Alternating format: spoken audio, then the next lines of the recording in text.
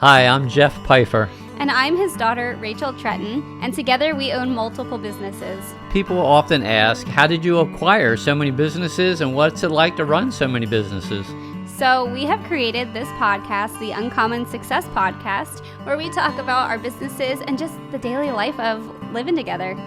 And we hope you enjoy the podcast, and it involves humor and design and entrepreneurship and how to run businesses successfully. We hope you enjoy the podcast. Hello and welcome to Uncommon Success. Welcome to our podcast. Where's your agenda? My agenda is up in here. Oh, we're in trouble. We're going to be talking about the last week because we were in Florida. And you spent a lot of time in your room when it was sunny outside. Excuse me? And we had a beautiful pool to sit by, and you were in your room. That's because I'm the one that does all the work. Okay, so we went to Florida for a Heat4Less. Wow, our company is Heat4Less, but we went for an Ace Hardware show where we had a 10x10 booth with our company, Heat4Less. And so this trip was the first time we ever traveled to a show and arrived way early. Yeah. And then we actually stayed a whole nother day after the show, which I thought went really smooth. We weren't rushed to set up. We normally go the day before and then set up, and then we leave the day that the show is over. We leave that same day. Mm-hmm. So this time we were 2 or 3 days before. 2 days before, and then we stayed a day later. And that was so much nicer. It was more relaxing. So it was better. Yeah. So when we arrived to our 4-star hotel, and I don't say that to brag, we pay to stay in a hotel right by the convention center since we don't have a car. So it's not like we're living large. She's bragging. But how much of that hotel did you pay for? Heat4Less paid for most of it. Yes. It's a work trip. Okay. So we arrived to find furry people in the hotel. Yes. Which was in a 4-star hotel, you wouldn't think you would see people dressed head to toe in fur costumes, but it was pretty funny. It was a fun way to start the trip. So we went to the convention center upon arriving, only to find that one of the 6 boxes of our stuff for the booth arrived. Yeah. So we really couldn't set up our booth because we had, I have a phone call coming in, and this could be very important. Just one moment. Hi, this is Rachel. How can I help you? Yes, I wanted to inquire about having a birthday party. Okay. Sure. Do you have a date in mind? Sorry for the delay. I had a phone call just come in, and just to give you all a heads up, I'm expecting a call from Magnolia Network. They're going to be calling me in a few minutes to discuss possibly picking our new show idea up on their network. So somebody called. I thought it might be them calling a little early, and it turned out to just be a birthday party booking for the Coordinates. So still a very important call, but not as important as Magnolia Network. Anyway, moving on. So the show went really well. Yes. I thought. Yeah, we sold some heaters, and Ace said that in the spring show, Ace is a national hardware brand, store. And they have a spring show and a fall show. This was the fall show. So they said the spring show that I can get up on the stage and share our product with all of their store owners. Well, sort of. It's a little stage, and there might be 100 people there. Yeah, but it's still better than it's still just pretty having cool. That they said, sure. Yeah, because they know our product pretty well, and they say it's the best performing heater in their warehouses. Yep. And it is, a great product. And so, anyway, so it was a good show. It was fun. And we had a birthday girl. Oh, yeah. It was her birthday in Florida. She just turned 16. You're funny. Yeah, I brought my kids on this trip, and on my birthday, they're like, "Mommy, you're getting so old. You're 32. You're 32." And I'm just like, "Stop. That sounds so old." I remember being 29, not wanting to turn 30 because that just sounds old, and here I am, 32. I'm like, ew. So. Wow. That means that you're half as smart as I am. Yeah. I'm double your age. Doesn't mean double as smart. I it could be more as smart as you. I was going to go the other way, but that's fine. All right. So now what? Okay. That was the A show. Yeah, the A show. That was fun. It was fun. Okay, so while in Florida, though, for my birthday, I went to Disney World, took my kids with us. Okay. And it was kind of a last-minute decision. My husband and I, the whole time leading up to this trip, do we go to Disney? Do we not go to Disney? Just because it's so expensive. But I'm like, we're here, we might as well, right? So we did, and it was so fun. It was so fun. But I will say, the last ride of the day, my family and I got stuck on a ride for 20 minutes. And it was quite traumatizing for my kids. Yeah. And looking at it from a business perspective, because that's kind of what our podcast is about, our business owners. When a ride breaks down, you don't just leave people stranded and not tend to them for 20 minutes. Yeah. That was the only disappointing thing I had about the trip to Disney. Everything was great. I loved it, and I would go back again. But the ride, so we were on a simulator type ride where we were kind of straddling a seat. It was like we were in like a position as if we were riding a motorcycle. Right. So there's a back part of the seat that comes up, and so you're completely surrounded by like a seat. Yeah. And you can't move. And, the first 5 minutes of being stuck, they came over like a loudspeaker saying, please remain seated. Technical difficulty. And we're like, oh, really? We didn't know that. Like, the whole simulator, you're like flying on this thing, and you're looking at this huge screen, and then it just pauses. Yeah. So it's like, well, yeah, there's a problem. Like, it didn't end the way it's supposed to end, so we knew there was a problem. And they didn't have to tell you to stay in your seat because you couldn't get out of your seat. Exactly. Well, okay, so you can see they had, like, cameras in the room looking in. All right. And my husband was one of those who were trying to, like, squeeze out of it. But you literally can't because your legs are bent in, like, a position. Like, you can't get out. But it's tight. I will say it's tight. So, after 15 minutes, there were some people on the ride that started screaming, we need help now! Get off! Get us off right now! We need attention now! Emergency! Ah!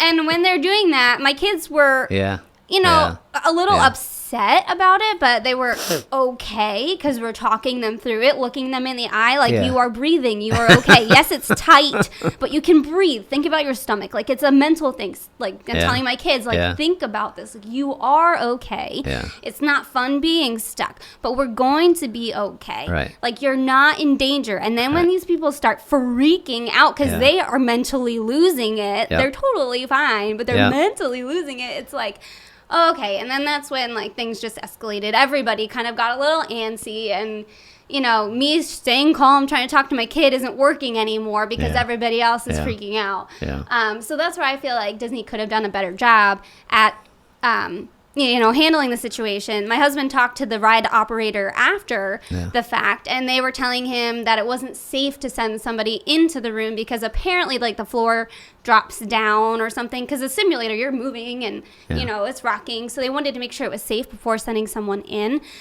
But they had the ability to come on the loudspeaker and say, hey, the ride's obviously not working at the moment. We're trying to get things fixed. We cannot send somebody into the room because we want to make sure the floor is stabilized before we send someone in. We want to make sure everybody is totally safe. Right. And so we see you. There's cameras above you. Please know that you're seen. Yeah. You are okay. We're doing as much as we can to get you out. You will get out. There is an emergency release, like, knobby thingy in the back where when the floor is safe, we'll come in and physically, like, take apart your seat and you will be okay. Like, they didn't do any of that. It was just, like, them kind of raising their voice, like, remain seated.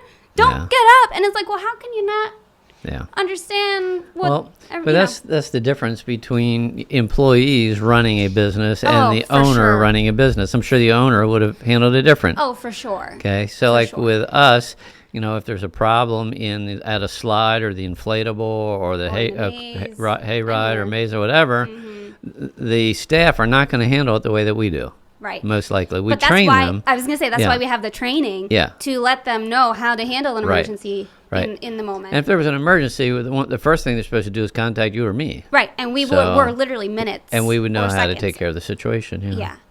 Yeah. I mean, especially, I know because I'm licensed to inspect and operate a bounce house and a hayride in the state of Pennsylvania. You have a license. You have to know how to handle situations. Yeah. And our state has very high expectations of us. Mm-hmm. And our staff have to know how to handle a situation, or that comes back on us. And you would think that an amusement park huge like Disney would have at least a manager present all the time to handle the situation the way it should be handled. Sure.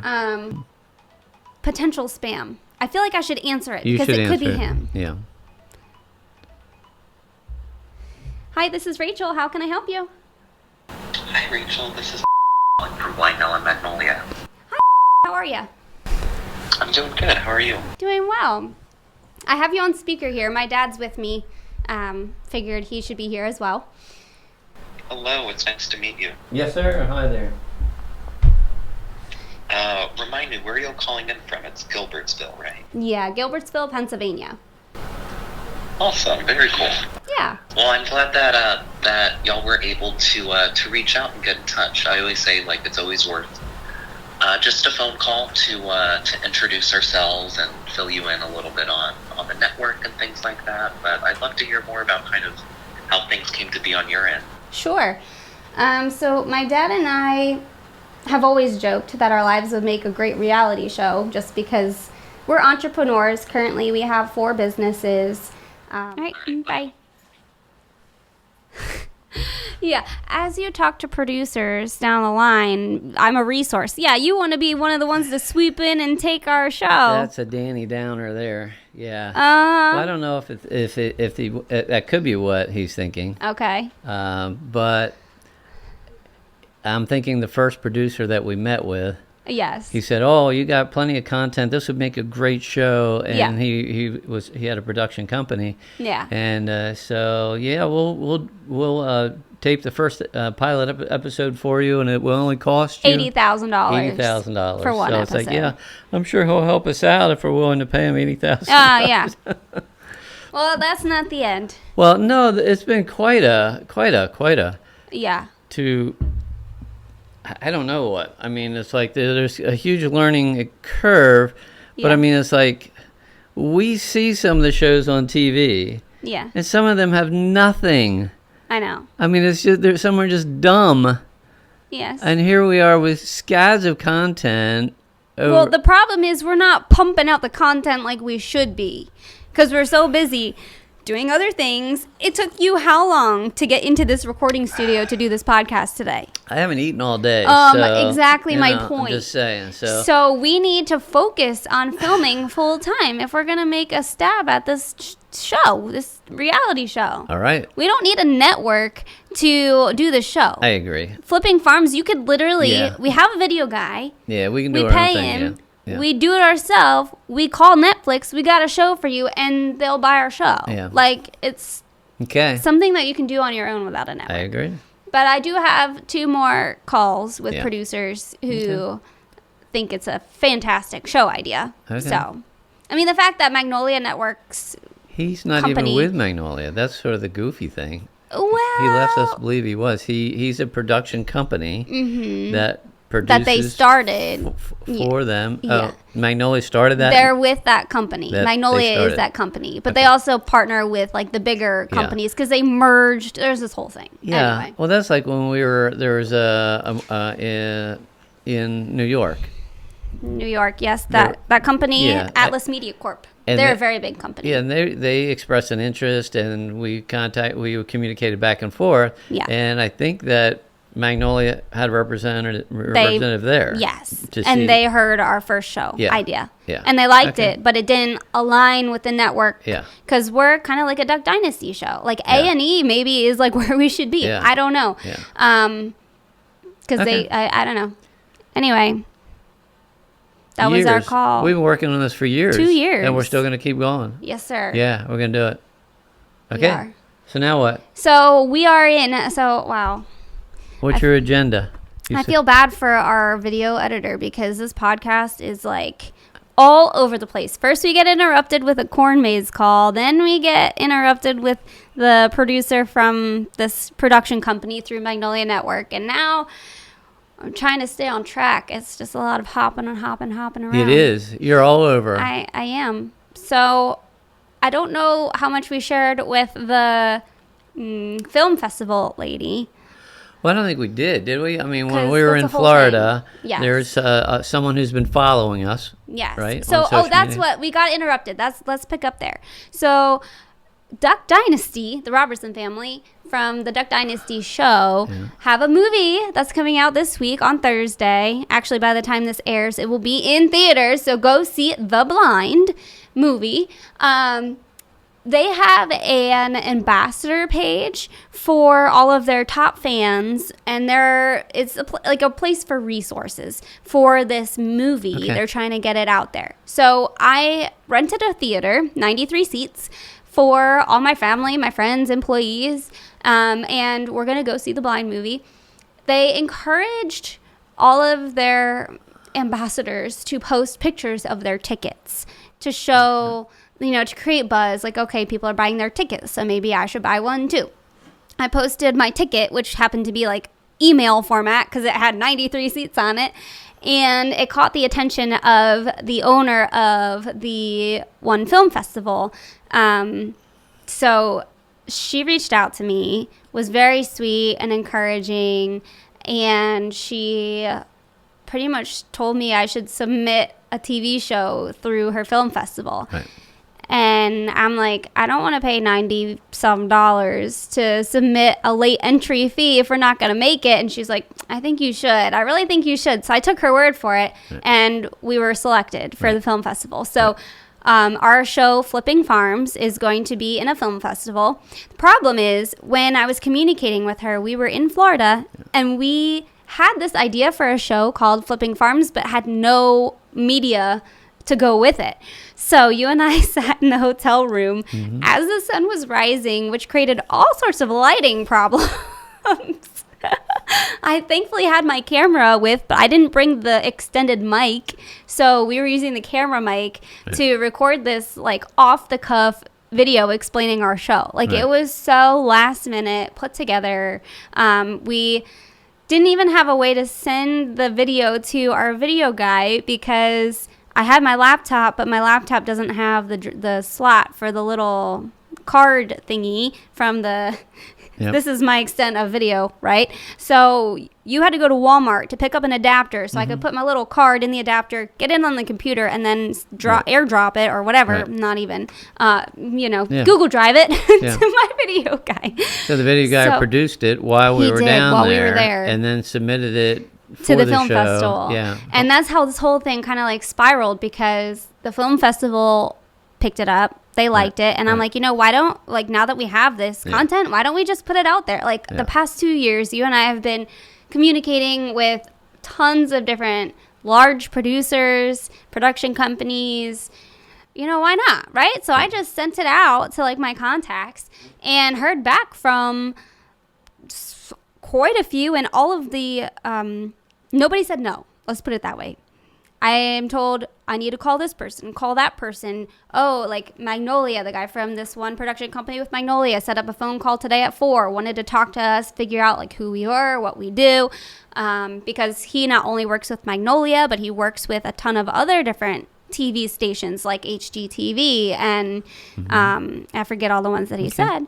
But, when they get together and they sit down with the different TV stations, they kind of chat. Yeah. So who knows? I mean, maybe he'll go back to one of these meetings, bring up the show, and somebody will be like, I like that. I want that show. It's just not the same. It's like, how do we get the picture in their heads? We need to do it. We need to do one and show them. They need to see it because we can see what's happening around our businesses and the energy and the issues and all the fun things and unexpected things. And so me picking up a gun and running out in the morning and whatever. Shooting a rabid animal. Been there, done that. Just and the police showing up. Just all the fun things that happen. Oh, that's fun. But unless they're here, they don't get it. They don't get it, for sure. I almost think that, let's just simply, maybe we need to think about just start filming and put content together and then just go to, YouTube or Netflix or Amazon Prime, or just go somewhere there